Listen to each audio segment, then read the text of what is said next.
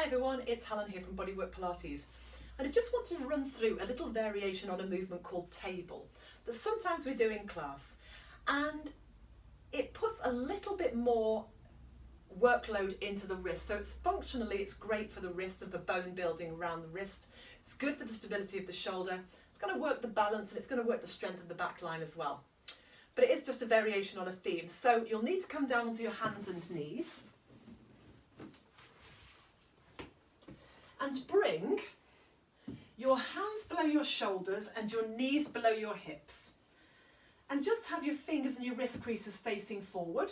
Widen the shoulders, draw the shoulders away from the ears, reach the crown of the head forward and the tail away, and allow a natural curve to develop in the lower back. So we don't want to overarch or round. We're just looking for the same sort of spinal position we would have if we were standing with good posture.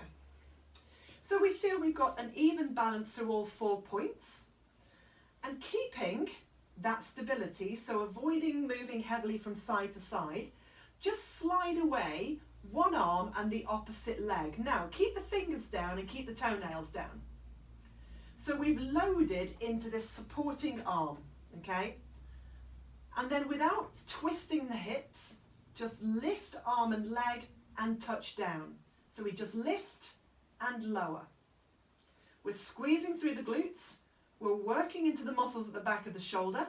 We're pressing firmly away from the floor with that supporting arm, using those deeper abdominals, and you may find they just naturally kick in. If you want to apply a little corset, you can do. Shoulders down away from the ears, and then bring it back to center. Now that can be a little tough on the supporting wrist. So what I've got here is a couple of yoga bricks. And just by using 2 of those, and you might want to use a bolster, or if you've got a footstool or something at home, I could, if I wanted to, come down onto my forearm so that I haven't dropped too low. If I was just to use 1, I'd drop quite low, but by using 2, it keeps me a little bit higher. And it means that without putting too much weight into my wrist, and I wouldn't say avoid it completely unless you absolutely have to, but if you need to take a little bit of a breather, you can do it from there. Okay, so it's the same movement. All right, so just run through that again. Again, I could go onto my forearm if I wanted to, or if I'm comfortable enough in my wrists, hands below the shoulders, knees below the hips, shoulders are wide, reach the crown of the head forward. Find that center balance, try not to move right or left, and just slide away arm and opposite leg, toenails down, fingernails down. We've not overreached to pull the shoulder up. Back of the neck stays long, and then from here, lift and lower. We're taking the arm no higher than the corner of the eye.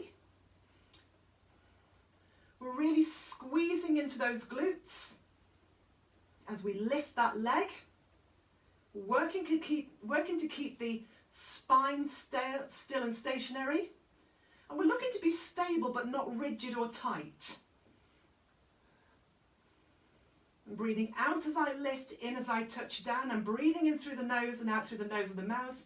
And of course, as always, placing my breath, fullness of rib and upper back. And then bring it all the way back down, slide it in, and then just do whatever you need to do to release the pressure in your wrists. I like to bring the backs of the hands together and then drop the elbows down a little bit, and then I kind of roll from my little finger to my thumb. And I find that that helps to just release the wrists.